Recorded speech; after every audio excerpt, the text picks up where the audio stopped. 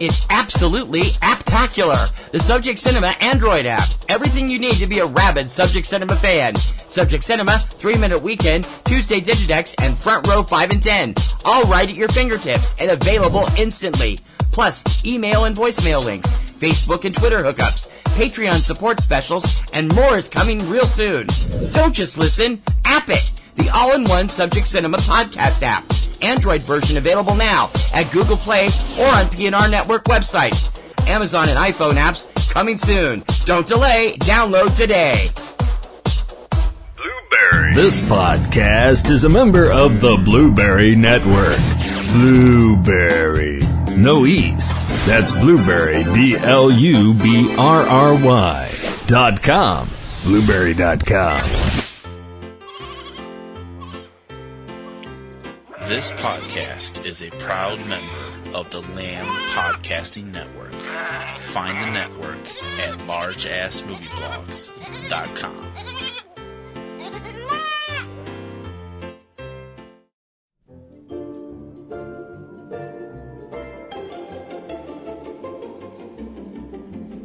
Okay, a little of this, a little of that, drop of this, and we'll put a pin... hell, just throw the whole bottle in. Nobody What are you doing? Making something for you. Making something for me. Yep. It's a drink recipe I found on the most reliable place you can find stuff like that. Uh-huh. The internet! Uh-huh. So let me just mix it up and... No, I don't think so. Wait, hold on. No, it's okay. No, no. The spoon dissolved. Yeah, not a good idea. Don't that. I'm sure it's fine. No, I don't think so. Sorry. You don't trust me. What do you want me to do? Turn into a raving lunatic? Short trip. Ravaging lady... lunatic? No. Okay. Well... just checking. Fine, I should just leave the cooking up to you. I'll just throw this in the sink. Ah! Now it's burning a hole in the garbage disposal. Nice job. That's going to cost money. No more chemicals for you. You know, maybe I really shouldn't have fallen asleep in home ec class. And no more chemicals for Dr. Henry Jekyll, or Jekyll, however we're going to pronounce it. Either. As we get into multivisions with more of Screen Screams happening right here, right now, on this program. I'm T.C. Kirkham. I'm Kim Brown. Like sands through the hourglass. This is Subject Cinema. Get a mop, please.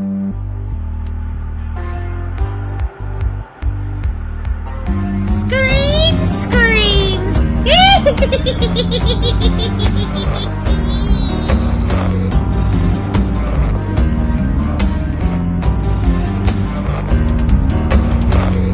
Celebrating a decade of film podcasting, lasting out of B-Town, USA. You're tuned into Subject Cinema with T.C. Kirkham and Kim Brown. Directive. Oh, behave. Yeah. I volunteer as tribute. Suppose you run your business and let me run mine. Here's looking at you, kid.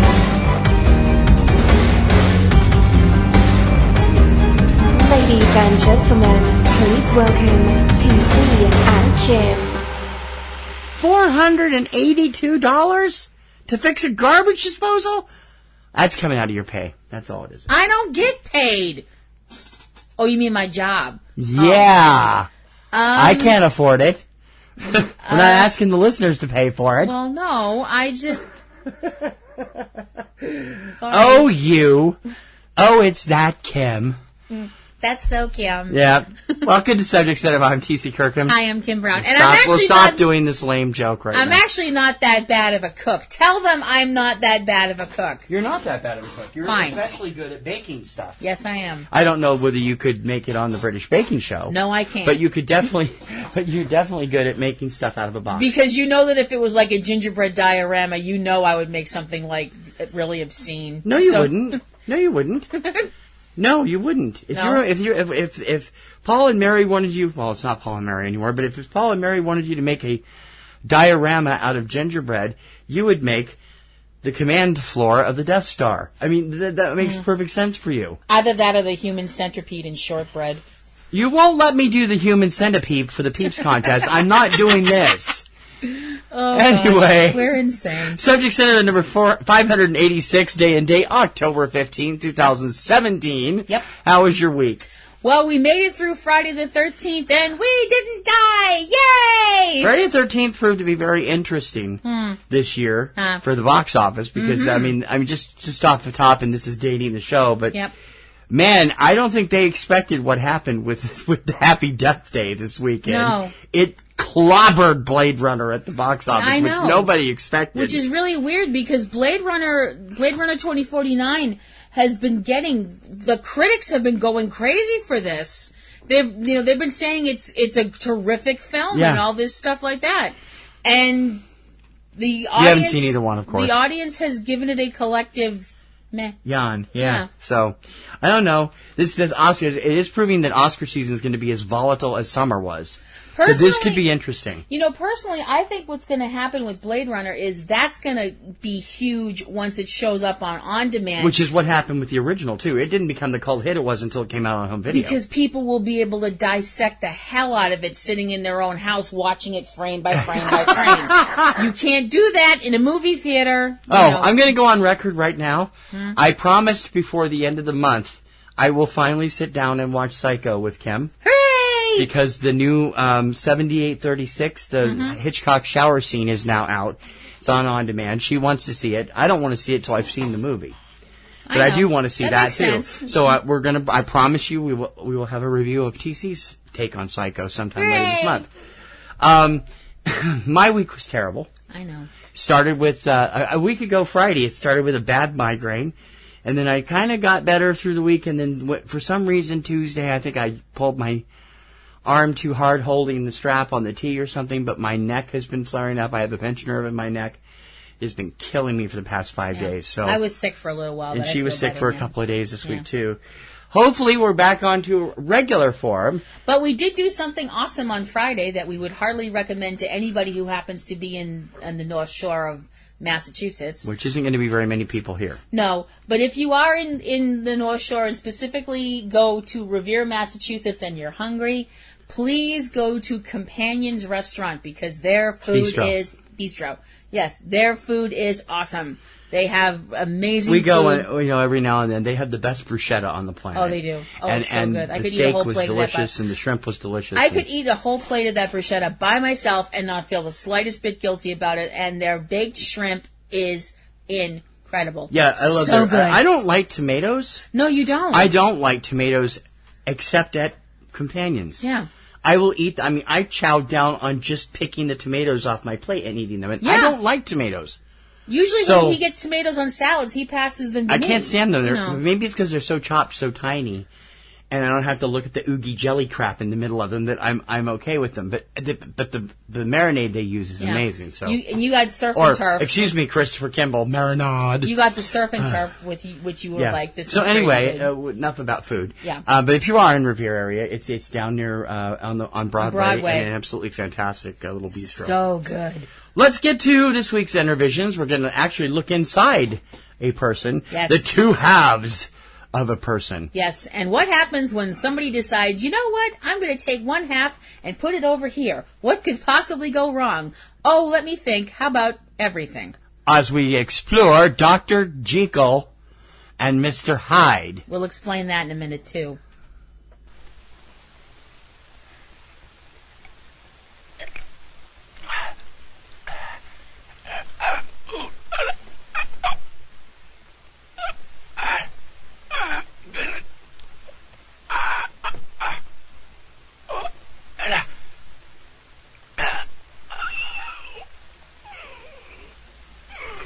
This particular story from Robert Louis Stevenson, right? Yes.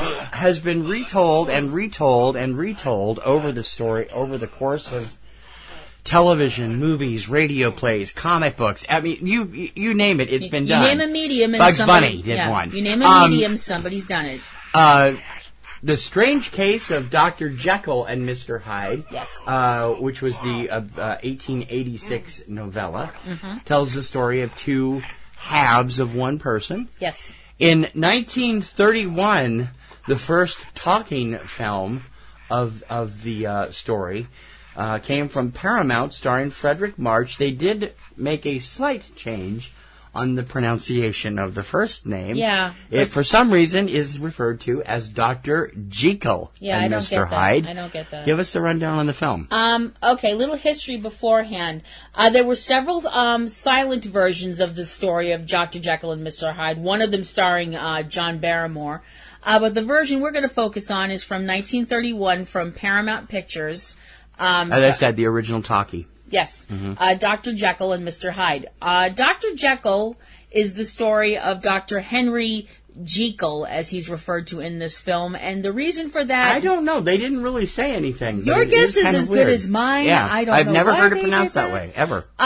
He is a doctor in London during the Victorian era. London. He is a very good doctor, and a very good man. He is the type of doctor that takes his Hippocratic oath very seriously in the whole idea of caring for people, whether they're rich or poor. It doesn't matter to him. He just wants them to be well. We see him helping a young woman that walks with crutches, being able to walk without him. He forgoes going to a fancy dinner to operate on a woman that is of a lower social class, and so on and so forth like that. So it's obvious he's just your all-around really swell guy. He has a fiancée, and her name is Muriel. They have been engaged for 2 months. I know people didn't live that long back then, but that seems wasn't. like... No, well, obviously they did. Her father is quite old. Well, yeah, but I mean, that I'm like blowhard. I'm like 2 months. He wants Well, to it doesn't marry... mean they haven't known each other for a long time. It That's just means true. they've been engaged for 2 months. That's true. But considering the fact that they're all like, I'm so madly, passionately in love with you, which they tell us every 5 seconds, and they want to get married like now, but as TC mentioned, her father, who is a brigadier general retired and also a pompous blowhard, is all like, no, you can't get married yet because I say you can't puff patriarchy, puff patriarchy. Think Fowler from Chicken Run. Good grief. And you have this annoying. guy. Now, Dr. Jekyll's, can we just call him Jekyll? Because this is just stupid. I feel like I'm messing up. The movie called him Jekyll, but we can call him Jekyll because we're pronouncing it properly. Good Dr. Henry's pet project is this whole idea of the soul, or as he refers to it, the psyche. I'm like, those are 2 different things, bruh. Well, they're interconnected, but they are 2 different things. Want to bring that up right there, That's like the soul and the aura. Yeah. Yeah. But his whole thing is that he feels like there are 2 separate parts to a man. There's the good part and there's the bad part. Dun, dun, dun. The good part is you doing everything that civilization tells you to do, following civilization's rules, etc., blah, blah. The bad part is wild animalistic urges that we've suppressed and all this stuff like that. His whole thing is the idea that if you broke these 2 in half, then the good part of man could go on and do all of the altruistic, wonderful, good-hearted things that he was born to do, and the bad part can just go off and die in the dark. I don't really know what he expected to happen there. We've seen how that works anyway in The Enemy Within, Star Trek. Oh, yeah. And as usual, everything in life revolves back to Star Trek. Da-da-da-da-da-da. Talkies! Most of Dr. Jekyll's contemporaries are basically like, okay, that's interesting, fascinating, You're out of your bleeding mind. They're all, to his face, they're all like, fascinating, and behind his back, they're all like, he's off his nut. Well, Dr. Lanyon tells him straightforward. Oh, yeah, his friend Dr. Lanyon, who, while he seems like a bit of a stuffed shirt, is not a bad person. His whole thing is that That's not what you were saying throughout most of the film. Well, he's not a bad guy, but he's definitely of the opinion that you're tampering with stuff that you don't understand, and you're, going places men aren't meant to go. It's the same professor from Frankenstein, basically. Yeah. The whole you're tampering in God's domain. Will you stop doing the Minnesota nice voice? Honestly. Missy fans will get that. The Dr. Jekyll mixes, before that happens, on their way back to his home, Dr. Jekyll winds up saving a young woman from being beaten by her boyfriend. I think it was just somebody she was coming home from the music hall from with. John, whatever he was. No, she's not a prostitute. I don't think she's anything like that. Okay, well, yeah, you're probably right. It might have been somebody she was flirting with or whatever. Right. We don't really. It might have been just a total drunk stranger. Who knows? Right. And this guy is, throws her to the ground and is being rough and terrible to her. And Dr. Jekyll jumps in, punches the guy out, lifts her up in his arms, carries her up to her room, and goes up, and away. Oh, Wrong movie. Oh yeah. So he certainly has the Boy Scoutness of Superman. He does have the Boy Scout aspect, yeah. But they don't give merit badges for what's going to happen. So he brings the lady up to her room. Her name is Ivy, and she is very grateful to the good doctor. What's in it? What? What's in it? In what? The IV.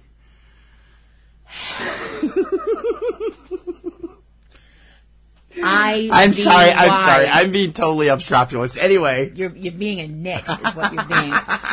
So Ivy is, very much, how can I repay you kind of thing. No, that accent wasn't that good.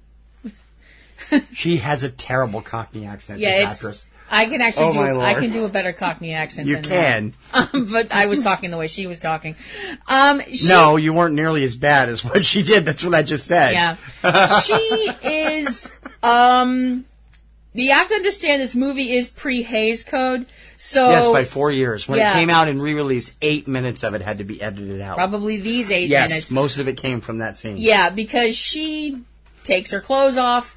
We don't see her taking her clothes off, but we do see more shots of her than you would normally see in this kind of a movie during this decade. She actually pulls up her dress up beyond her knees, gasp.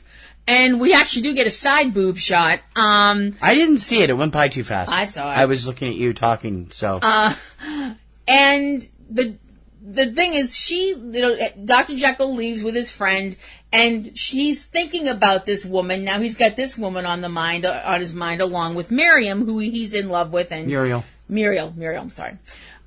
Muriel and her father wind up leaving town for a while because her father just wants them to have time apart to cool down and blah blah, because her father is a control freak. Her father's PO'd because Dr. Jekyll insists we have to be married sooner than this. Oh no, my boy, there's certain ways you have to do it. It just isn't done that way. Patience, blah blah blah. Yeah. It's not like they have to get married. No, she's obviously not pregnant. Yeah, it's not like that. So Dr. Jekyll goes back home and mixes up all these chemicals. When he finishes mixing them up, he's got this vial of stuff that's smoking. I'm sorry. My mom taught me a lot of things in life, and one of them was don't drink things that are smoking.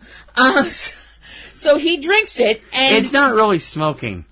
He's smoking. He has a pipe. The drink is more of it's foaming. It's a steam. It's like what you get with a chemical. Yeah. It mix. It's like it's a fog. I get don't drink things that are foggy. They never end well. So he does drink it and winds up winds up releasing his dark side. And boy does it release it. Not that dark side. Oh, that's all we need is for this psycho to have had a lightsaber. That's a horrible idea. London already burned once. I don't think it would need that again. So this other figure, which looks almost like a Neanderthal in a Victorian garb. The face is very primitive. The hair isn't as long, but he actually resembles the old Geico caveman. Yeah.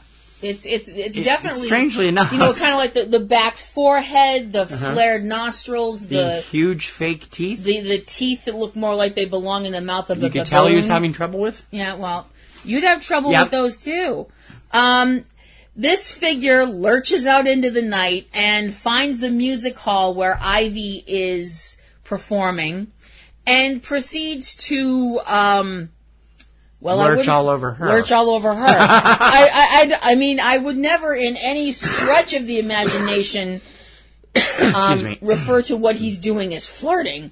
Good God, no. No, not by a long shot. He promises that he will take her somewhere where he'll give her riches, he'll give her a better place to stay and beautiful clothes. So she becomes his, I can't use the word mistress because he's not married and she's not married. So they're. And we don't know that they're consummating anything anyway. Oh, no. We know that it's physical. We know it gets physical. From the way it's implied, but it's not ever shown. It's implied, yes, but it's not ever shown because this was 1931, and they're not going to show that. But it's definitely implied that they have become they have a physical relationship, and that Hyde is Mr. Edward Hyde is what he calls himself, is incredibly cruel to Ivy. Beats her and treats her very badly, and she's too afraid of him to leave. Jekyll winds up, alternating between himself and Hyde with the use of the drugs that he's taking until he finally comes to his senses and realizes that this has to stop. This can't go on. And he has his butler take some money to Ivy and tells her to tell Ivy that she'll never have to worry about Hyde again. His whole thing is, I'm off that stuff. I'm never taking it again. I'm just going to shove that demon behind this door and be done with it. Oh, there's that awful potion again. I can't take it ever again. Yeah. It does such horrible things to me. Unfortunately, Unfortunately, life don't work that way. That's paraphrased from one of the Bugs Bunny cartoons. When he decides that he's going to... he hasn't seen... his fiance for a while, and her father, Muriel's father, is really like, he can't be here anymore. I won't let you see him. Blah blah blah. Well, you skipped the whole section. That's because he ended up missing the new engagement party. Right? Yeah. Because he ended up turning back into Hyde again unexpectedly. Yeah, he's on his way to that party when he stops in a park, and the sight of watching a cat stalk and kill a bird. For some reason triggers this change again in him without the use of the drugs. And he changes back into Hyde, goes back to the place where Ivy was living, finds her celebrating, thinking that Hyde is gone forever. He throws her around the room a little bit, and before he strangles her to death, tells her that he is Dr. Jekyll, that they're one and the same, and then he throttles her off camera. He heads back to Dr. Jekyll's house, but the butler won't open the door. Well, first of all, she screams so loud the entire house heard her. Yeah, and he has to make a quick escape, and he pounds people on his way out the door, and they know who it is. Yeah. Well, they know he's Mr. Hyde. They don't know he's Dr. Jekyll as well. No, but they know Mr. Hyde is the one that just killed Ivy. Right, that's true. Hyde writes a letter to Dr. Lanyon from Dr. Jekyll telling Langdon how to get certain chemicals together and to have them waiting for him when he gets to Lanion's house. Hyde arrives at the house, and after a lot of verbal sparring, Lanyon pulls a gun and tells Hyde that he has to take him to Dr. Jekyll. Hyde insists that Dr. Jekyll is safe. Lanyon's still like, if you don't tell me where he is, I'm going to shoot you. Hyde winds up mixing up the formula right there and drinking it, and changes back in front of Lanyon's horrified eyes to Dr. Jekyll. And after seeing all this, Langland's attitude is pretty much, well, I told you so. I'm like, dude. You tampered in God's domain. Yeah, he pretty much said that, The news of the murder of Ivy has hit the papers, and everything goes rapidly downhill. Now that's when he goes to see Muriel again. Yeah, he tries to go to see Muriel. He goes to see Muriel and tells her that, I love you so much, etc., but I can't be with you anymore. I'm cursed. I'm part of the living damned. Real Edward Cullen stuff. Acting. Up yours, anyway. It was definitely much more melodramatic than you would think a man at the time would do. Yes, it was. But, the guy's in torment. I can totally understand. I still think he said living dead, although you said he said living dead. I thought he said living damned. I don't know.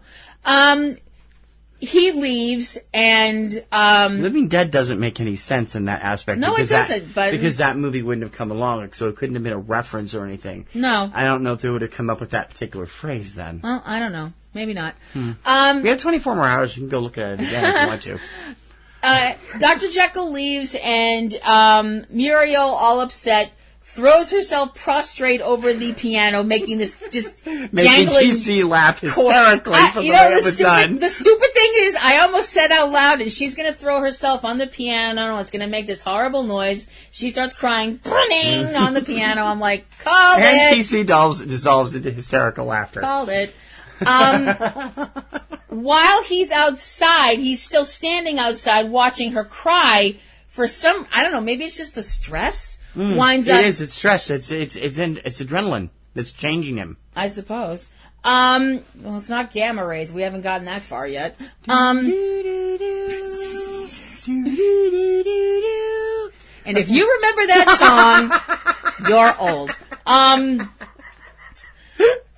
Dr. Jekyll winds up changing into Mr. Hyde again. He pretty much well, I don't know if you can really call it breaking in the house when the door was open. Unlocked. Yeah, he just walked in. Because apparently nobody locked their doors in the Victorian age, whatever. And he gets in the house and pretty much tries to sexually assault Muriel. Who screams, brings her father along, wham, wham, wham, father's dead, goes running out.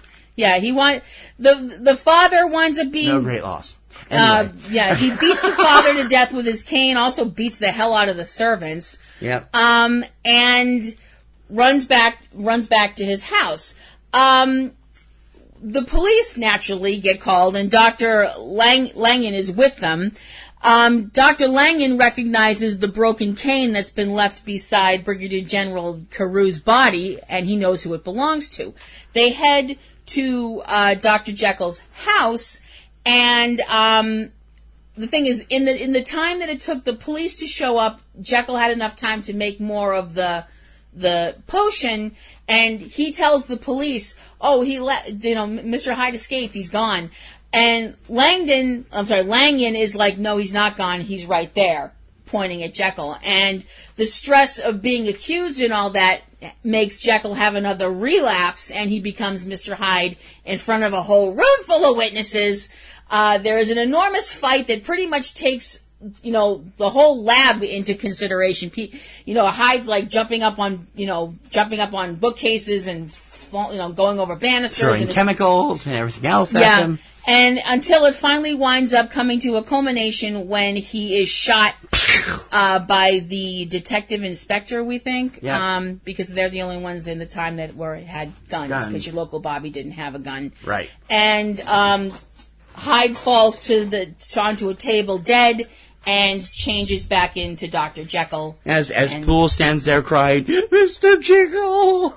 And the movie ends. With Frederick Marsh as Dr. Henry Jekyll, and Mr. Edward Hyde, Miriam Hopkins as Ivy Pearson, Rose Hobart as Muriel Carew, Holmes Herbert as Dr. Hasty, Lanton, Hasty, Halliwell Hobbs as Brigadier General Carew there, Edward Norton as the butler, Edgar Norton, Tempe Pigot as Mrs. Hawkins, the landlady. Douglas Watson as the blonde student. Uncredited performances by Pat Harmon and Arnold Lucy. It was released in 1931 on, in fact, the very New Year's Eve in New York City, and January 2nd, 1932 around the rest of the country. I don't know why they pronounce it Jekyll here. This is news to me. I don't know. I've never heard it pronounced that way. No, it's very weird. Overall, I think this was a great movie, and the transformations were amazing. Frederick March won an Academy Award for his performance in this movie. He did. And not surprisingly, actually, you can't even tell it's him in the Hyde makeup. No, you can't really tell. And he actually was one of those rare times when there was a tie for the winner of Best Actor.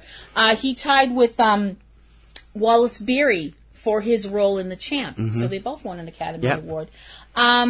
This also won some awards at the Venice Film Festival. Favorite audience award for favorite actor, and Also, most original fantasy story. And it was nominated for another Oscar for Best Cinematography, which I'm really surprised it didn't win that. And Best Adapted Screenplay. Yeah. Which I have to admit, the cinematography was incredibly weird in places in this film. Yeah.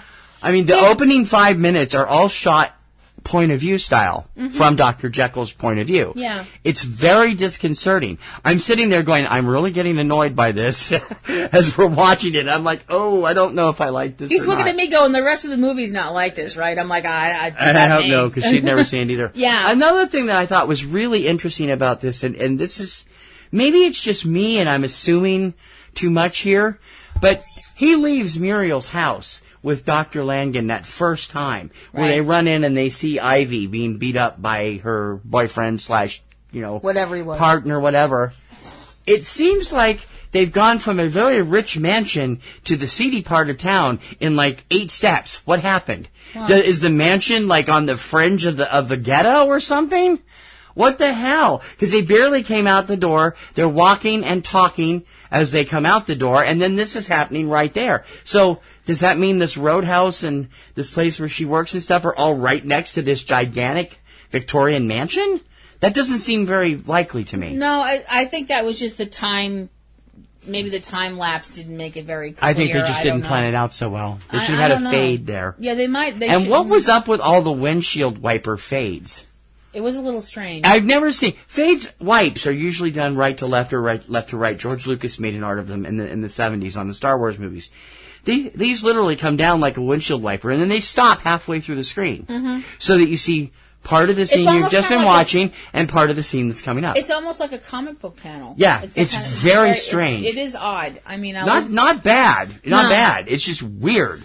The transformation scenes are amazing. I really think they're some of the best I've ever seen. And you mentioned they kept it secret for years. Yes. They did it using colored filters on the camera because, of course, even though the film is being shot in black and white, the colors correlate to the makeup. They had him put layers of makeup on, and then they could make him appear or disappear into the other character in the face by changing the filters on the camera rapidly, and it would suddenly seem like it was going to change. Yeah, it was seamless. And it was brilliant. You mentioned that you thought it was better than what they did for the It's Wolfman. way better than what they did 10 years later for the Wolfman. I have to agree with you. I really do. The thing that I find so interesting is when this film won its Academy Award for Frederick March for Best Actor, that was the last time that a horror movie would win an Academy Award until, guess when? Take a guess. Silence of the Lambs? Yes, in 1993. So that shows you how long... 62 years. Yep. Wow. That shows you how long the Academy, disrespected science fiction, fantasy, and horror, which I've said they've done for years, but nobody asked me. It opens with a version of Toccata and Fugue that I thought would have been better, considering it was by Sebastian Bach. Well, what do you mean? What? See? No, I know. No, I'm saying you didn't like the way it was done? Or yeah, I figured it would be like lots of guitars, heavy metal. They hadn't even invented heavy metal yet. Well, Sebastian Bach did it. Not. Johann Sebastian Bach. Okay, fine. Although Sebastian Lame Bach... joke, sorry. I have to get my best in when I can. Hold up. Sebastian Bach actually did play Dr. Jekyll and Mr. Hyde on stage. On stage, yeah, he did, actually. Everything all turns around. This was the first film to ever be screened at the now internationally known Venice Film Festival. The very first edition was in 1932. Yeah. That's really something. And now that we've talked about this one, and it did get great reviews on its release and did very well at the box office, there have been countless other versions of this story. Yes, there have.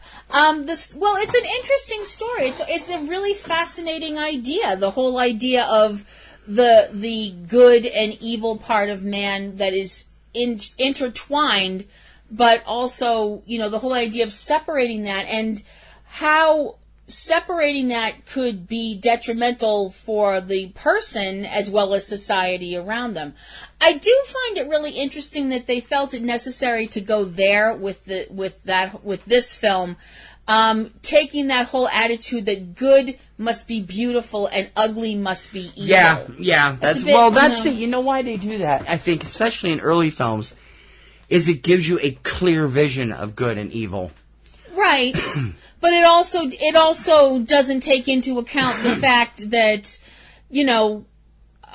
someone who could be a very good person could, look at a character like Quasimodo, right? Who was this ugly figure, but had a good heart. This particular version was the 9th filmed version of this film. Mm-hmm. There were 8 versions done in the silent film era. Yep, like I mentioned, one done with John Barrymore. 1908 in the U.S., known as Dr. Jekyll and Mr. Hyde. Sorry, I almost did that network joke again. 1910 from Denmark. No known copies of any of these, or those two exist. Dr. Jekyll and Mr. Hyde from 1912, starring James Cruise and Florence LeBeatty. 1913, it was done again, starring King Baggett, which was done by Universal Film, their first version of it. Mm-hmm. 1914 saw a German version with Alwyn Noose. 1920, the version with John Barrymore. It also has elements of Dorian Gray in it, ironically enough, which we did last week, from 1920. 1920 also had another version from the U.S., directed by Charles Hayden. 1920 had one from Germany, Der Januskopf, literally the Janus head, Janus being a Roman god depicted with 2 faces. Yes. And then we have the 1931 version that we watched. Yes. Going forward, there have been other versions. There was a version done in 1941. Way too many.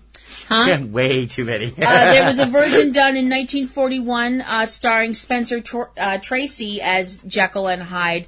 That version that definitely falls into the all-star cast version. It also didn't do as well as the 1931 version, even though the studio bought up all the prints they could find of the 1931 version, and they thought it was lost for years because of that. Mm-hmm. Besides Spencer Tracy, there was also Ingrid Bergman as part of the cast and Lana Turner. This version is, I want to say it's better or worse. It's just a different take on it. Mm-hmm. Spencer Tracy's version doesn't involve a heavy makeup job changing from Jekyll to Hyde. It's more just his bearing and attitude instead of a physical change. I mean, he does look different. He's more sneering and cruel and stuff like that. I do think it's interesting that they note here that the correct pronunciation is Jekyll. Oh. That Jekyll was the Hollywood movie pronunciation of it. So I think that's interesting. Yeah, that is interesting. Maybe because Jekyll just sounds odd. Yeah. It just sounds very strange off the tongue. Mm-hmm. There's been other versions done as well, including a version I think the most recent version is actually where the character is the focal point. I think would probably have been, there was a version done with Tony Todd in 2006. Yeah. Canada, right? Yeah, no. Jekyll, we're sticking with Jekyll, but that's the one we know the best, is the focal point of the story. There's been other stories where he is a character in the film. Most recently, this summer, he was played by Russell Crowe in The Mummy. Yes. And he's also been seen in Van Helsing, played by Robbie Coltrane. That was just Mr. Hyde. Yep. And also in The League of Extraordinary Gentlemen, played by Jason Fleming. Yes. There've also been versions that were done in a humorous take on the big screen, and some versions that are just downright weird.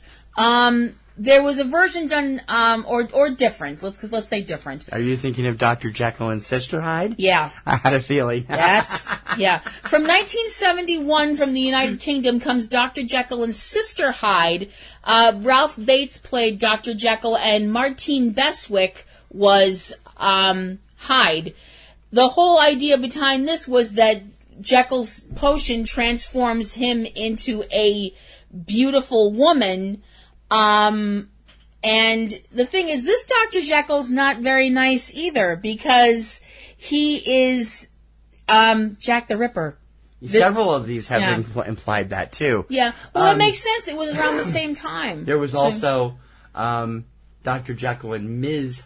Hyde in 1995, and Dr. Jekyll, is that Ms. Hyde? Yeah, okay. Where he creates a variant of his ancestors. A descendant creates a variant which turns him into a woman. Yeah.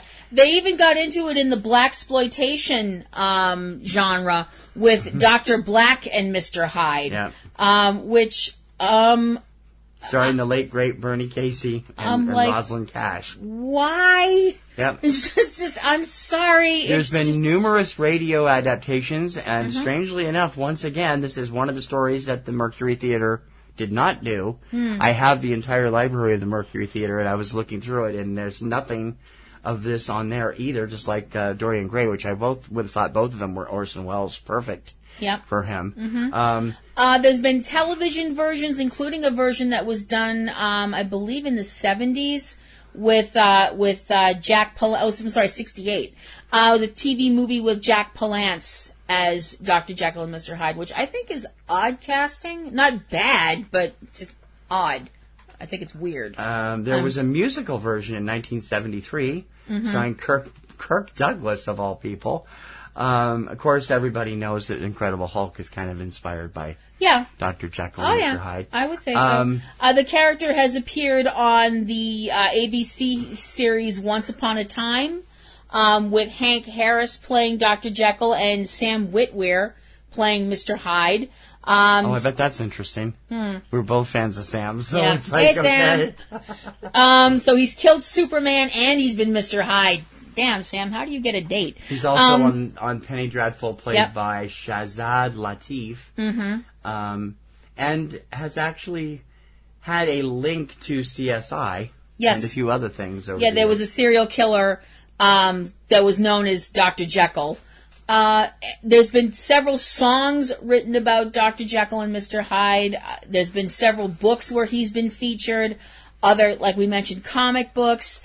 It's everywhere. Yeah, I mean, and the Star Trek episode "The Enemy Within" takes it even a step further in the idea that because of a transporter accident, Captain Kirk is split into two parts: the good part and the I don't know if they refer to it as the evil part, but it turns out that both parts need each other. Yeah. In order, because the There's good, Star Trek thing again. The good version of Captain Kirk can't make a decision. Yeah. And, I think it was really interesting the way they wound up doing that. I think my favorite of all the adaptations was probably the Bugs Bunny cartoon, Hide and Hair, which is, I was just doing some studies on this because I want to do a thing on Looney Tunes in the near future and how it's affected popular culture different than what we've done in the past. And I was looking through all the Bugs Bunny stuff, and this is the one where I tried to quote it a little bit there. Oh, there's that potion again, blah, blah, blah.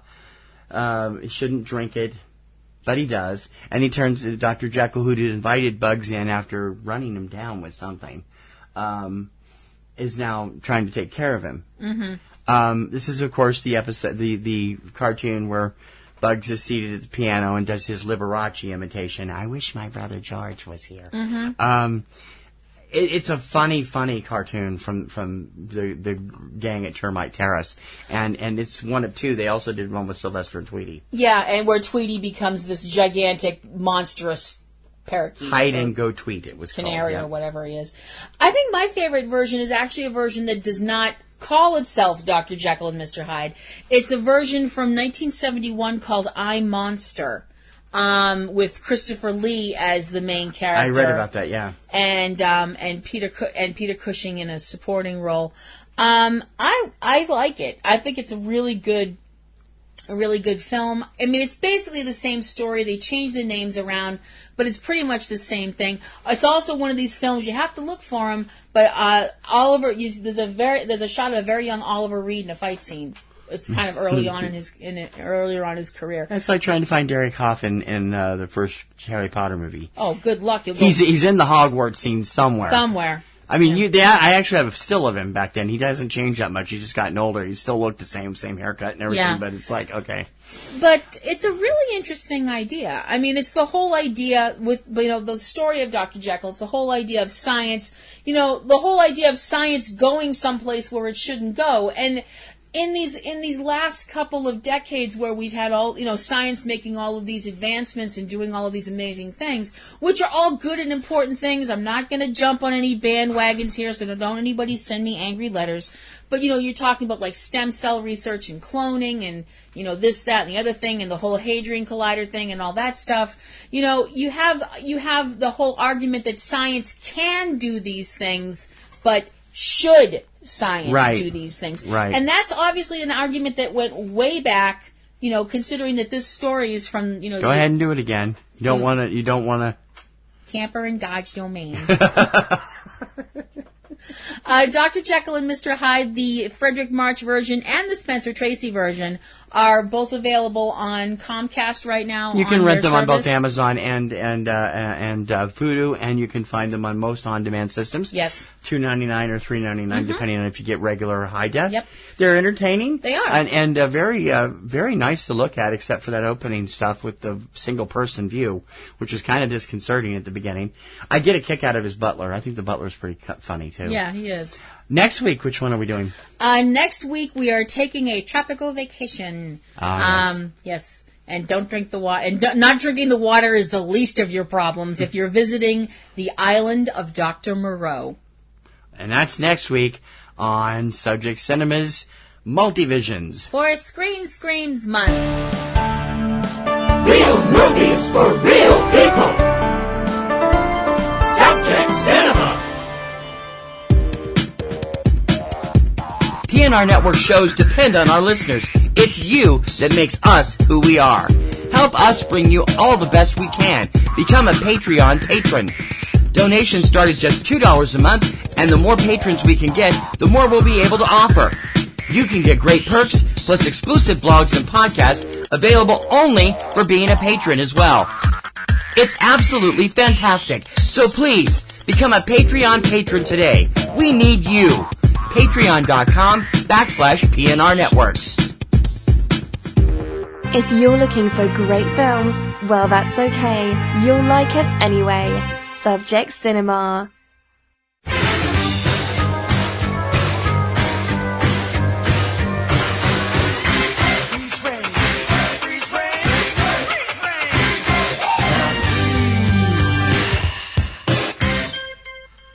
Last week we decided to wait on this because it was it was just starting to break, but that now potato was a little too hot. Yeah, well, it's still hot, but we can't go past anywhere. We got to bring it up. It's like ignoring it if we don't bring it up. Yeah. Harvey Weinstein. That's the elephant in the room. Harvey Weinstein. What the hell happened?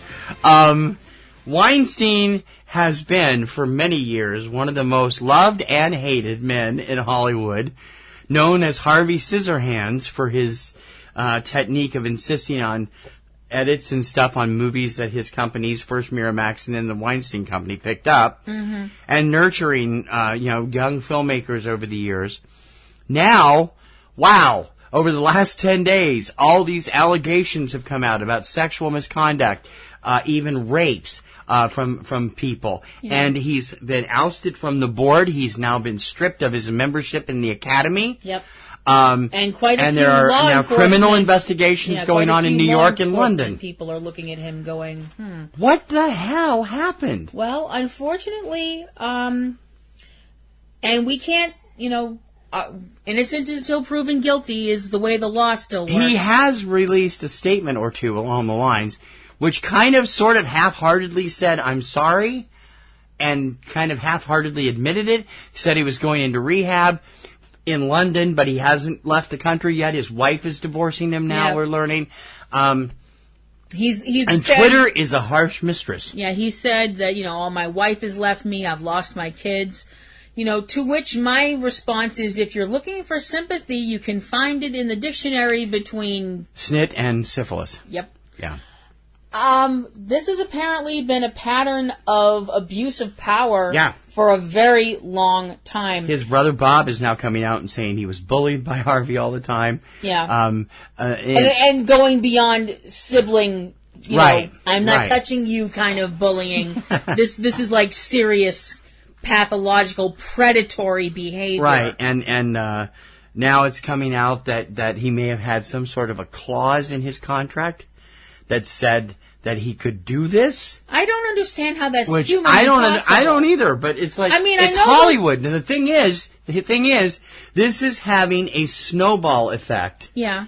And it's becoming, I gotta say it, and I'm gonna say it once and for all, it's becoming a Gestapo lynch mob mentality on everything out in Hollywood. Well, if I could, on executives, on actors, on everybody. Well, if I could play devil's advocate for a minute, You usually do.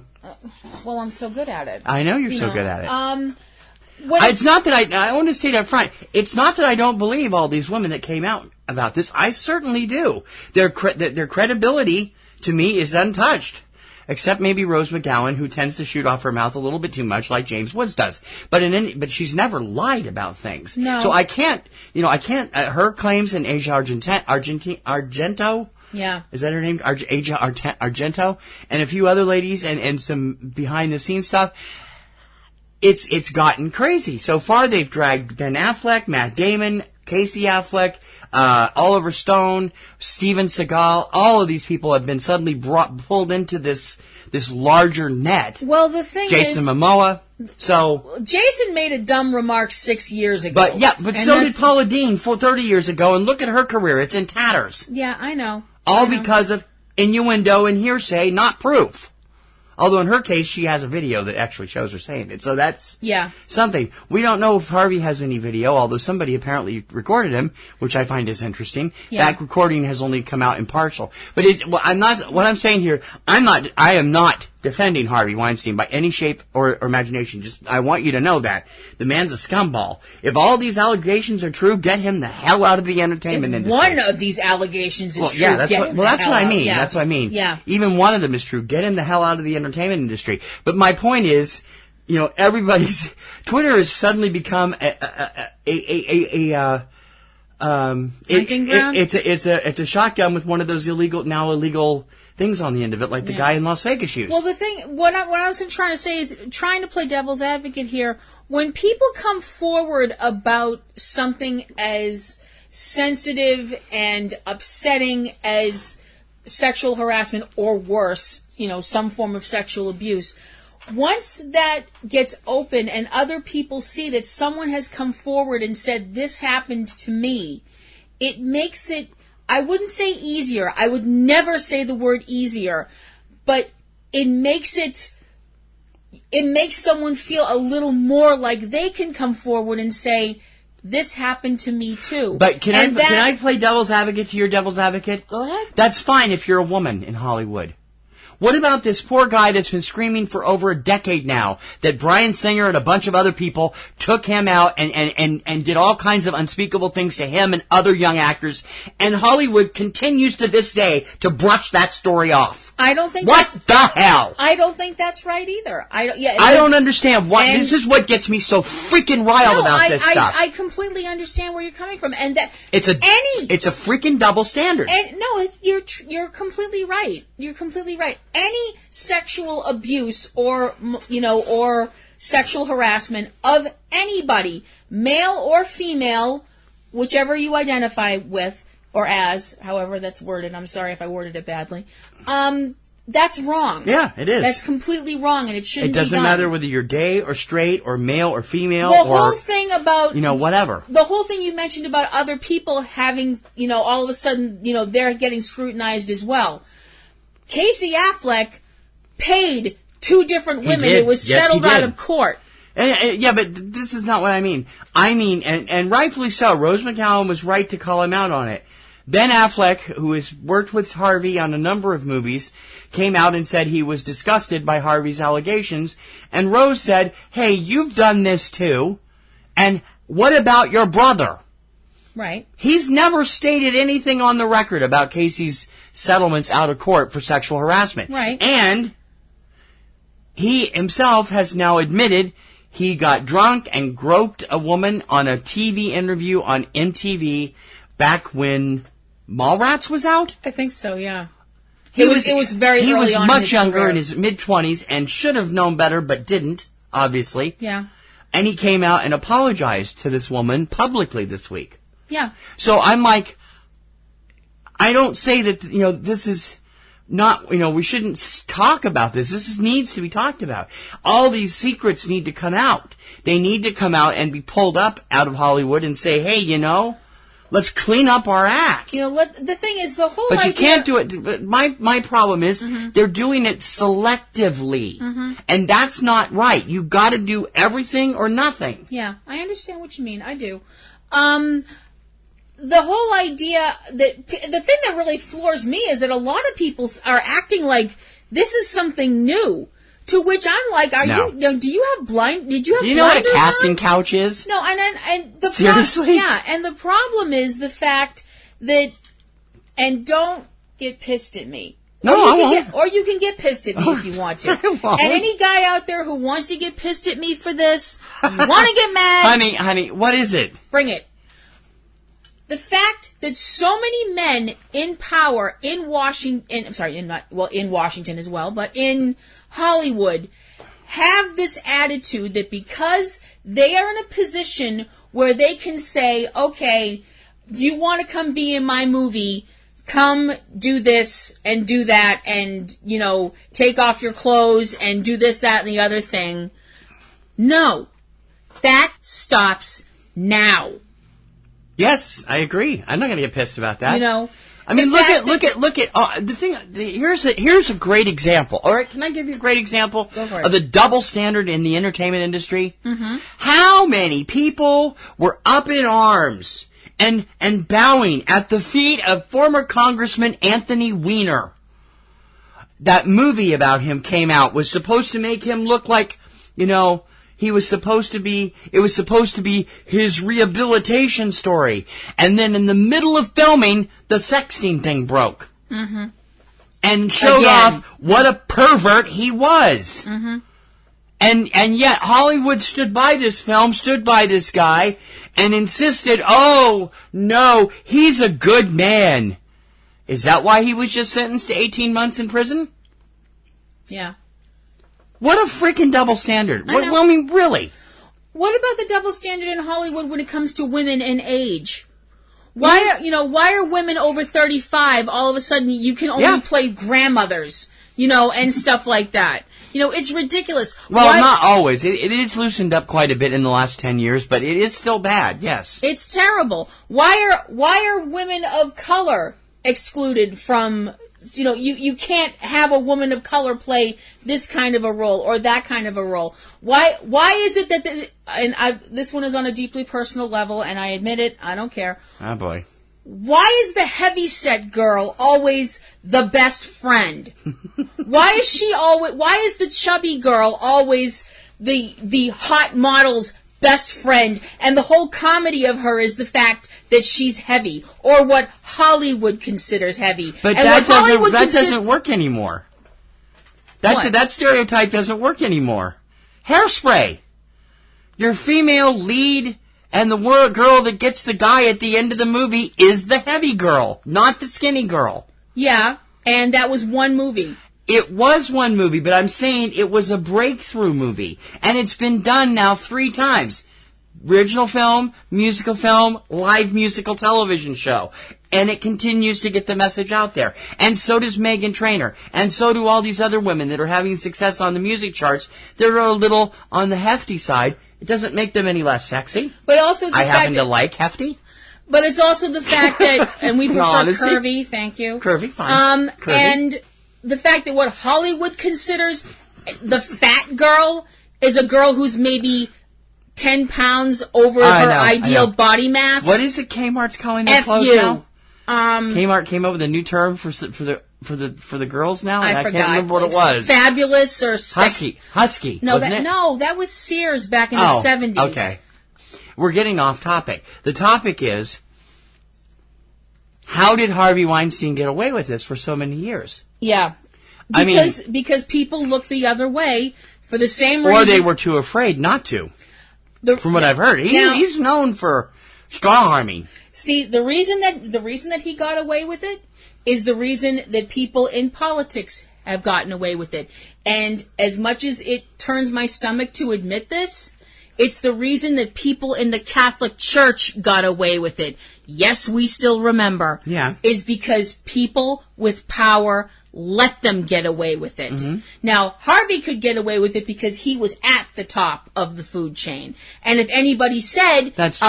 Hey, this is wrong, I can kick you off the ladder. Yeah, that kind of a thing. Yeah. So, and people knew that they were afraid for their jobs and stuff like that. And that's why other people get away with it. Either because they're at the top of the food chain, or the people at the top of the food chain are like, okay, we're just going to push this under the rug and put the rug in the closet and lock the door and burn the house down. That's why. Right. Okay. And that's horrible, and it sounds very cynical. How much more do you think this is going to affect Hollywood? I mean, are we getting into an area where I'm not trying to say that all of the problems are coming from social media, but a lot of them are. A lot of what's being said on Facebook and Twitter and Twitch and all these other places are, at best, half-truth fake news, quote unquote, and not real stories. I mean, we see these ads on Yahoo all the time. We say goodbye to one of our favorites, and it's a picture of Sylvester Stallone. It has nothing to do with diet. It has to do with the guy losing weight. Yeah. I'm like, what? This is the kind of thing. How many real things are actually there among the accusations on Twitter and Facebook that are coming out now and that will come out in the next few weeks? Right. Personally, nobody asked me, but I just wish everybody would stop throwing the word Nazi around. Yeah. You get mad at somebody, that's the worst thing you can call them is call them a Nazi. It is one of the worst things you can call somebody, but call somebody that who deserves it. Don't just call them that because you're mad at them. That's just my own take, and I'm just this earthy, crunchy weirdo that has a rubber duck in her purse, so what do I know? But what's Fred's opinion on all this? Fred's a rubber duck. He doesn't have an opinion. Fred thinks everybody should just go have a picnic and stop yelling at each other. That's Fred's opinion. Okay. And I'm with Fred. I'm curious about what everybody else out there thinks about this subject and what's going to happen in the long run.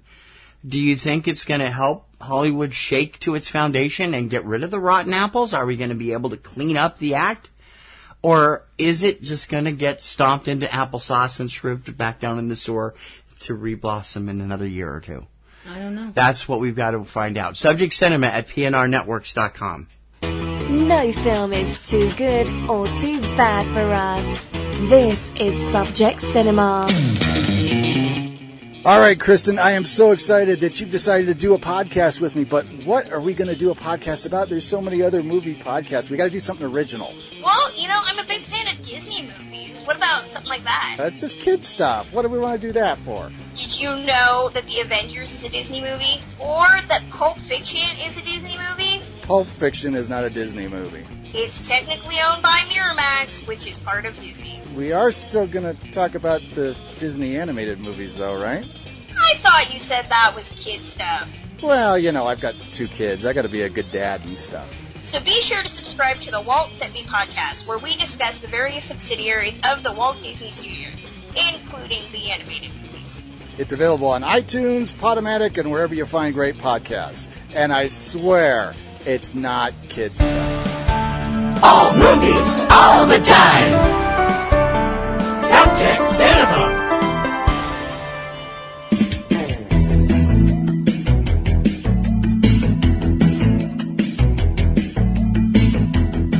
Traveling back in time to D13 and the classic episodes of Mystery Science Theater 3000 on our 13 report this month, and going back to season 5 and an episode we actually discussed in detail a few months ago on during Drive-In Summer. But it's one of our favorites, and we want to give a little bit more shout out to Peter Graves in Beginning of the End. Yep. From an episode that first aired in November of 1993, Beginning of the End tells the story of a town that has been driven. All the people are gone. In the small town of Ludlow, Illinois, every person in the town, all 150 of them, have disappeared. And the town has been completely wrecked. This is all taken in by a newspaper photojournalist named Audrey Ames, who is surprised by this destruction and also surprised by the fact that the military seem to be interested in this. She finds out more about the situation from a gentleman named Dr. Ed Wainwright, who works for the United States Department of Agriculture. He and his assistant are experimenting with radiation to try and grow food so that it grows larger to solve the growing problem of what to feed the rapidly expanding population of planet Earth. Yes, we're falling back into that whole radiation makes things grow big again storyline, kids. But it turns out that the radiation does actually make some things grow pretty big, like he shows her a strawberry that's like enormous, but unable to be eaten at this point because it's radioactive. Unfortunately, it turns out that somebody didn't tell that to the local fauna, because some bugs have gotten into the food, the radioactive food, and eaten it, and they've also started growing quite large, specifically locusts. A swarm of locusts have grown to enormous size, and that is what happened to the town of Ludlow. They basically went in and tore the place to pieces and carried off everyone in town to be, well, for lack of a better term. And now these gigantic... Bones and all, apparently. Apparently, either that or there's a neat little pile of bones somewhere. I don't know. The locusts are now turning their little buggy eyes towards Chicago, and it's how they know to do that, I don't know, but anyway. Beats me, I don't know, maybe they like pizza. I don't know. You got me. It's the wrong time of the year for the river to be turned green, I don't know. But as the bugs advance on Chicago, it's up to the military to try and stop it, and a rather far-fetched way of solving the problem comes about when it comes to a mating call as a lure, as opposed to dropping a nuke on them, which is what the military wants to do. Oh, boy. Why don't you give us the cast With list? Peter Graves as Dr. Ed Wainwright, Peggy Castle as Audrey Ames, the photojournalist, who made her name in the war, Korean War, I would assume. Morris Ankrum as General John Hanson, the military guy. Fan Nguyen as Frank Johnson. Thomas Brown Henry as Colonel Sturgeon. Richard Benedict as Corporal Matthias. And James C.A. as Captain James Barton. Yes. I always loved this because it's simply... The storyline isn't so bad. It's the effects that make it absolutely ridiculous. Produced by Burt I. Gordon, big in his letters. He was notorious for bad monster films from the 1950s and 60s. Most of whom having the plot line that something gets large. Yep. He was the genius behind The Amazing Colossal Man, which was his next film, actually, after this. Yes. And also Earth versus the Spider, where the spider changes shape and size several times. The spider changes size and also roars, which I'm pretty sure spiders don't do. At least in this film, the locusts actually sound like a locust would sound. They make that sound where they rub their legs together and make that noise that they make, or however they do it. By the way, just for those of you who didn't know, and I actually wasn't sure, apparently grasshoppers and locusts are actually the same thing. That when locusts are grasshoppers in heat, I think. I'm not sure if it's that if they're I'm not in mistaken. heat, but it's when certain environmental conditions are just so.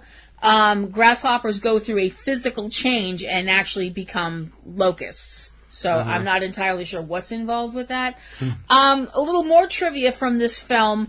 When they started the film, they had 200 grasshoppers, a species from Texas that don't fly.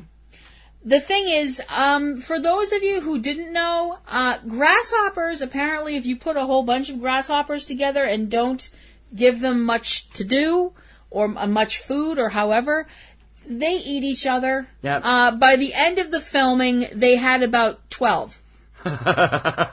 So you go from 200 to 12. So I'm assuming you had 12 very fat grasshoppers at the end. I'm not entirely sure. I don't know. I'm like, did they split them up? How did they? Nobody bothered to count this. Apparently, you notice the fact that you were just having rapidly dwindling numbers of grasshoppers. I don't know. Anyway, getting to the little pieces of misty joy that are in between this dreadful film. Again, the film is not that dreadful. It's the effects that are dreadful. The effects are dreadful. The locusts climbing up the postcard of the Biltmore Hotel, which is just really especially dreadful. Very, very, very sad. And also the fact that when you think about that, the scene at the end when the locusts are drowning. they were probably really drowning. Yeah. That's, no animals were hurt on the making of this film, my ass. Well, remember, that's the same basic end of the Swarm, except they set those on fire. So, yeah. Anyway. Yeah. The prologue is Mike and the bots trying to do a little singing, but they keep being interrupted on their video hex field by a woman that's dialing a wrong number, who could be kindly referred to as trailer trash? or white trash? Is that okay? Can we still say that? Is that all right? That's not very PC. Maybe we should use the French term, trash du blanc. Okay. Segment 1 is the invention exchange, and they're still getting phone calls from this woman, played by Mary Jo. Mary Jo Peel, whom we adore. The Mads have come up with the Recomfy bike, which seems to defeat the entire purpose of exercising, because it's a bike that's a chair and it's got all kinds of plush things when you're supposed to be, on a bike and like exercising, that kind of a deal. I'm like totally not getting this. Mike and the bots are presenting playing cards with different suits on them than the normal suits that we have, like Todd, which is Tom's contribution. It's Tom. Yeah. And Mike, who has the ace of Chris Lemon. Don't even go there. Segment 2 involves Mike calling the Mads when he calls the Mads as opposed to the Mads calling him, which is something that Tom and Crow advise him not to do, and Mike really should have listened. Because we're watching Dr. Forrester and TV's Frank in a more domestic setting. It's disturbing. There is not enough vodka to drink this away. Segment 3 is the segment where I always completely and utterly lose it. And, of course, that makes it TC's favorite segment. Crow has written a play about what would happen if Peter Graves is attending the University of Minnesota. Yes, that's the name of the screenplay he's written. Peter Graves goes to the University of Minnesota. One of these days we're going to watch this. I'm going to record her. Oh, no, you're not. While we're watching this segment. Not video recording, you're not. Yes. No! She completely loses her snit in this segment. I do. I'm Peter Graves. Can you direct me to the natatorium? I'm on my way to my first swim meet here at the University of Minnesota. It's that way. Thank you. I'm Peter Graves. The whole thing of it is Crow as Peter Graves narrating, most of Peter's dialogue, and Tom getting angrier and angrier and angrier because this script is, to call this script repetitive or redundant, would be very accurate. Or redundant. I think redundant would be a better word. To call this script redundant is to say that I'm slightly oversexed. Didn't need to know that. It's and Tom's freak out is epic. I mean, It's one of the best freak outs ever. Segment 4 is Tom Servo's attempt at doing a stand-up routine with jokes about comparing the differences between grasshoppers and locusts. Yeah. That goes over about as well as you think jokes about comparing grasshoppers to locusts are going to go. Well, I'm sure locusts and grasshoppers thought it was funny. Unless your audience is full of grasshoppers and locusts, who would probably find it hilarious. And that's it. Yeah. Maybe a few birds might find it funny. I don't know. They eat grasshoppers, so. And segment 5 is Mike giving away how Bert I. Gordon did those amazing, Dr. Evil quotes, special effects in the film with, back at Deep 13, with Dr. Forrester and Frank trying to recapture some of their lost masculinity from what Mike saw earlier on, with them being so incredibly masculine. Macho. And so masculine. And oh, it's such a turn on. Oh, I can't stand it. No, I can't. Can barely keep myself composed. I'm sorry. The same feeling. You're being sarcastic. Was that a little too sarcastic? Lots sarcastic. Yay! Mission accomplished. This is one of the funniest Misties they ever did. The jokes were all spot on. The segments were hilarious. I love this one. This is one of my absolute favorites for the movie and for the segments themselves. They were really on point with this, I think. I think so too. I love this one. I will watch it over and over again. If I had a friend who had never seen Mystery Science Theater 3000 and I wanted to get them into it, this would be one of the ones I would show. This is one of the ones that sucked me in because I couldn't stand the show for a while. Yeah. And I just laughed myself sick at this one. Mm-hmm. Mostly because she has complete conniption fits during segment 3. I'm sorry. I don't know why that. I just lose it. Everybody has a button, and that's mine. You know. So what are we doing next week on Deep 13?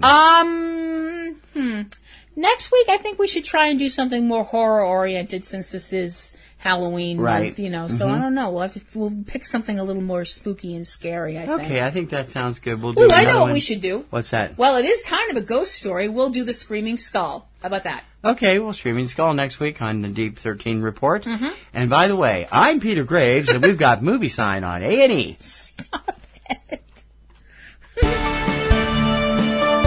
The best movies. Subject Cinema. Want to know what top titles from film and TV are hitting home video this week? Hi, I'm TC Kirkham of Subject Cinema, inviting you to check out Tuesday Digidex, our weekly roundup of all the new home video releases in the U.S. each week. Whether it's DVD, Blu-ray, or streaming you're looking for, we've got it covered. Tuesday Digidex, every Tuesday morning, from Subject Cinema at eCinemaOne.com, a PNRNetworks podcast powered by Libsyn. Subscribe on iTunes or your favorite podcast service.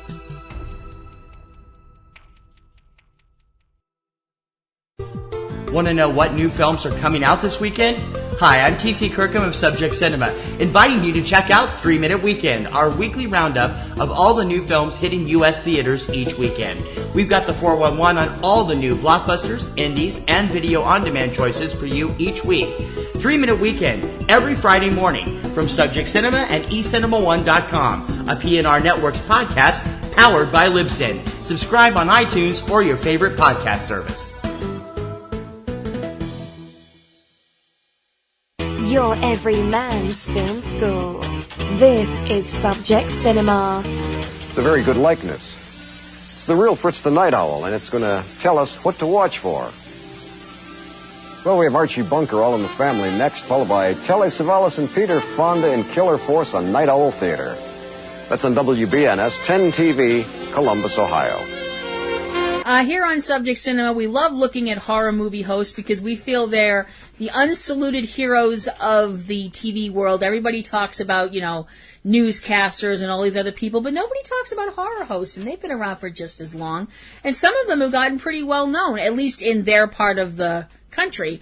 Unfortunately, I haven't seen a lot of this gentleman's work, but TC has, so he's going to talk to us about Fritz the Night Owl. Fritz the Night Owl was a regular personality, real name Frederick Perenboom, in Columbus, Ohio, and he's still on TV occasionally. Fritz is an Emmy Award-winning announcer and producer, and from 1974 to 1991, he hosted Night Owl Theater every night of the week, not just for Fridays, but Chiller Theater, but also the entire week. Fritz was known for his big owl-shaped sunglasses, because Fritz the Night Owl, he had something special. And every night, he and the team, I don't know how they did it before Magic Cam came along in the 1980s, but they would put Fritz on the transmitter. They would put Fritz in different situations in the movie, similar to the way certain other horror hosts have done that over the years. He won 5 Emmy Awards for his television performances, and he always had some smooth, cool jazz music playing during his interstitials. I first found Fritz in 1981 when we moved back to Ohio from Washington.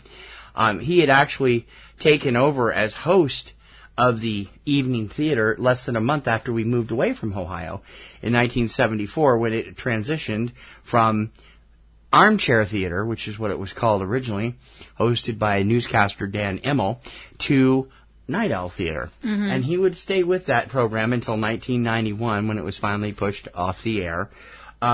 Fritz has done other things too. He was actually made a few visual appearances in the DC comic book The Power of Shazam, where he helped Captain Marvel and Superman save the universe, and was the voice of Green Lantern in a short-lived on-the-web video series of Warner Video Comics. Does it say which Green Lantern? It doesn't. Well, I would assume it would be the Hal Jordan Green Lantern. Yeah. He was a unique guy. He would open the show. He had these mid-breaks come in. He would talk about the movie, give the cast list, do all the stuff that everybody did. Would often talk about other stuff. We have a couple of spook show advertisements from Something Weird, where he was being advertised as appearing at one or two of these shows. So they must have been from the Columbus, Ohio area. Yeah. And that's the first place you ever saw him. When we were watching, it was like, oh my God, it's Fritz the Night Owl. Who's that? Yeah, I mean, your face really lit up when you saw him, and you were like, oh, I can't believe it. And I was like, I loved Fritz. Now, he supposedly has a website, fritzlives.com, but it doesn't work right. It just kind of sits there. But he is still on the air. On the radio in Columbus, and he also continues to host a Night Owl Theater night every month at the Gateway Film Center in Columbus. It was originally at the Grandview Cinema, and then went to Studio 35 before going to the Gateway, which is the largest and newest super complex in Columbus, from what I understand. And they do it usually the last Saturday of the month, and they show a little bit of everything. They had Night of the Living Dead. They showed all these different stuff, and he is in the Horror Host Hall of Fame. He was inducted in 2012 along with Elvira and Joe Bob Briggs. That's awesome. And I'm like, wow, that's really something. The other two people we've talked about this month. He did write a book, American Scary. I'm not sure. Or no, excuse me. It's written by Michael Monaghan. He features in a book. It's about horror hosts. And he was one of them. But I always thought Fritz was more than just a horror host, because he laid back. He was very laid back, and he has this wonderful, deep, intelligent voice, and he would know his movies backwards and forwards. The first place I ever saw Phase 4 was on Night Owl Theater back in 1981. Phase 4 is a 1974 movie about ants, intelligent ants taking over the world. We've talked about it here. And it's a really great film. He had all these ant figures and ant statistics and stuff during this film. And he had, he would show, back in the early 80s when they were still showing stuff from the late 60s, he would show another movie that I always liked as far as suspense went, called The Satan Bug. I don't know if you guys ever heard of that. I've heard of it. 1965 film with George Maharis. Richard Basehart and we already did our Misty segment. I know, and Ed Asner, Frank Sutton, a whole bunch of good people about a killer virus being grabbed by terrorists. Great film, and a lot, really suspenseful, and he had lots of facts about stuff like that. Fritz was just really terrific. He's still as I said, he's still doing stuff in the Columbus area. He's been there since the 1960s, from the look of it. And he really is one of the treasures of hosts around. So, as far as I'm concerned, we never had a horror host when I was a kid in Washington. We never had horror movies in Washington when I was a kid. We had Nostalgia Theater on for on Sunday nights. Channel 2 would run Nostalgia Theater, and they would have these really, really old films led into by an old serial. Usually, I watched it because Captain America was on, the really bad Captain America serial from 1938 or something like that. Yeah, well, I've mentioned that we had Creature Double Feature, but that didn't have a host. Yeah, we didn't. We got creature movies on Saturday afternoons in Ohio and in Washington, but we never really had a host for them. And I never really had that host feeling until Fritz came along. Although when I was a kid, same channel, WBNS, also had the Flippo show on, hosted by Flippo the Clown, who was one of the most beloved performers in Central Ohio. He was funny. He was wacky. It started off with just like our gang comedies, and then transitioned to old films and stuff. And I mean, he was around when I was a kid in the afternoon from 4 to 5:30. Fritz was in the late night hours, and I wasn't old enough to stay up at that time. So, but he was a terrific host. And if you've never seen him, check out Fritz the Night Owl. You can find his bio on Wikipedia by putting it in, Fritz the Night Owl. And there's other stuff around. I'm sure there's other people who have collected some of his stuff. And you could probably find his host segments on YouTube. I bet you could too. I haven't looked, but if they're there, I'll put a link up to them. So we salute, as part of our hostess with the mostest, Fritz the Night Owl.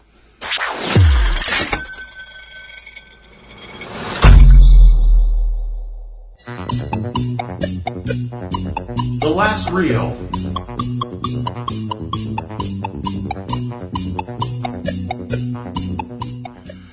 So, the new trailer for this little Star Wars film is out now, The Last Jedi. Yes. Wow, this is going to be awesome. I watched the trailer. She won't watch it. No. Well, explain what's going on in that warsy head of yours. The most recent trailer for Star Wars Episode 8, The Last Jedi, has hit, the internet, the interwebs, and everyone is losing their minds. Saying... Oh, the trailer's awesome. Saying how awesome the trailer is. It looks so amazing and incredible and all this stuff like that, and I haven't seen it on purpose. She's worried Luke's turning to the dark side. I'm not worried Luke's turning to the dark side. I'm panic-stricken at the idea of Luke turning to the dark side. You forget, this was the man I was going to marry when I was 8. Yeah, I know. So, I'm kind of vacillating with this film in between. I'm so excited and I'm so scared. It's not Blair Witch. I realize that. Yes, it'll actually make money. So, unlike the last Blair Witch movie. But moving on. Ba-dum-ching.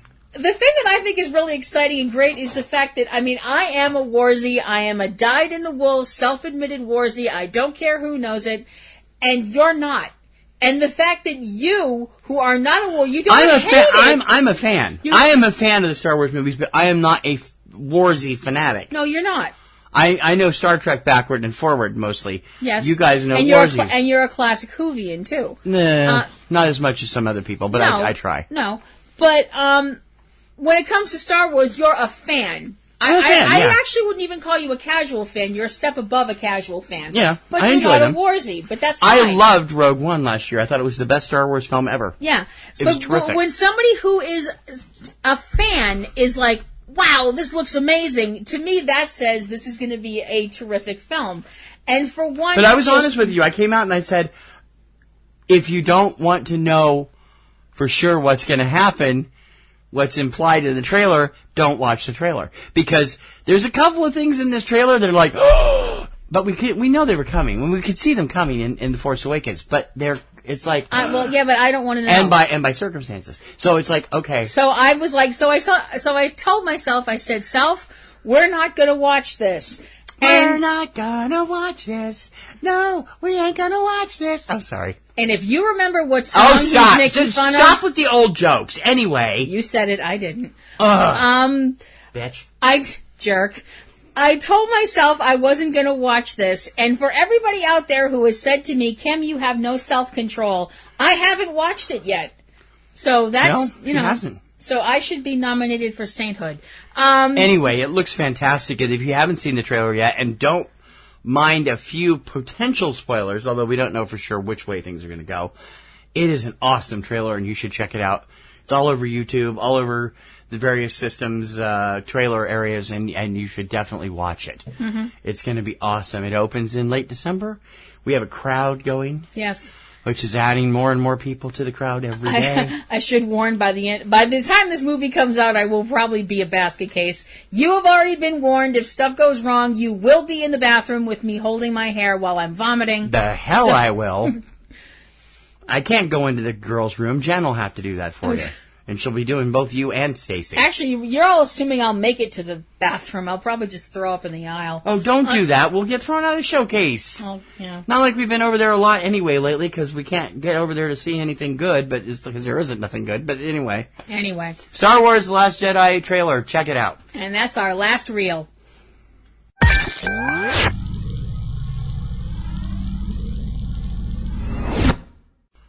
Alrighty, I think we're going to get out of here for right now, but we want to remind you about all the other stuff we have going on. Yep. First off, we have a great show every Thursday evening right here on Subject Cinema's feed. It's called Front Row 5 and 10. Yep. And it's back for a new season with all new crazy entertainment lists. We'd love it if you could participate by sending us your ideas for lists at frontrow@PNRNetworks.com. We also have on our Subject Cinema smaller feed for Subject Cinema 3-Minute Weekend on Fridays and Tuesday Digidex on Tuesdays. These are preview shows for the theater movies on Friday and the home video stuff on Tuesday. We hope you'll come check those out every week. You can get to those by going to eCinemaOne.com or by going to 3minuteweekend.libsyn.com and subscribing there, and you can get both shows. They're both on the same feed, just like Subject Cinema and Front Row 5 and 10 are on the same feed. Kim is back! She's back! Platinum Rose's Garden season premiere was this weekend. Yes, I am back, baby. Platinum Rose's Garden is back on the air as we kick off season 13 of Supernatural. I am back with my review of episode 1 of season 13, Lost and Found, and I hope you guys will come check out my show. It's not safe for work, but it is hella fun. And I think that it's a really great show, and I hope you will think so too, and check it out over at PlatinumRosesGarden.com. TC has his own show that he does every other week. If you happen to be a fan of the disaster movie genre, why don't you tell everybody about it? Catastrophe Vortex covers disaster movies of all shapes and sizes.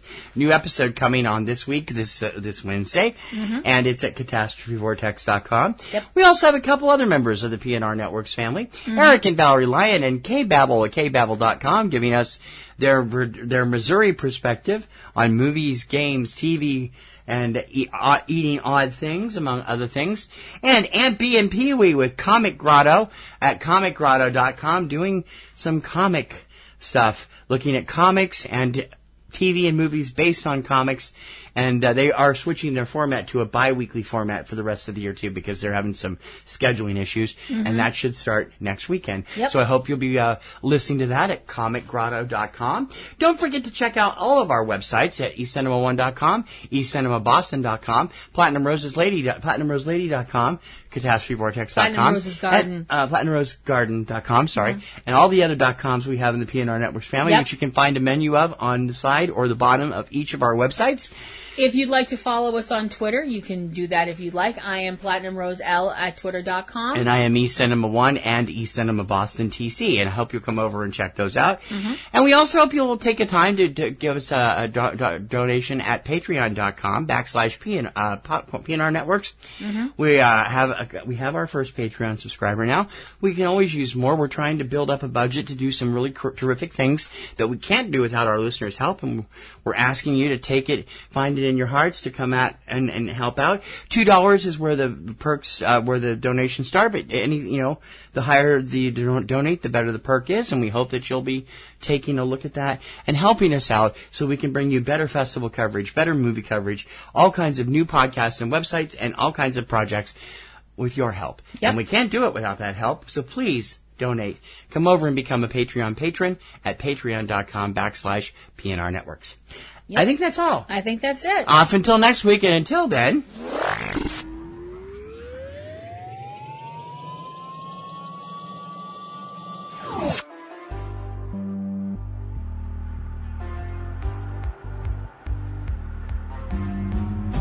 We're gonna scream out of here. I'm TC Kirkham. I'm Kim Brown. For Subject Cinema, may your popcorn always be buttered. And may your roses always be in bloom. TTFN. Bye now. You have been listening to Subject Cinema with hosts T.C. Kirkham and Kim Brown. Subject Cinema is produced by PNR Networks, Boston, Massachusetts, which is solely responsible for its content. Subject Cinema theme performed by Eric Lyon. Subject Cinema is recorded and produced using Sony Vegas products. Subject Cinema is copyright 2017 by PNR Networks under a Creative Commons license. Check out a new episode of Subject Cinema every weekend. Until next time, this is Bob Taylor for Subject Cinema, and we'll see you at the movies. That's all.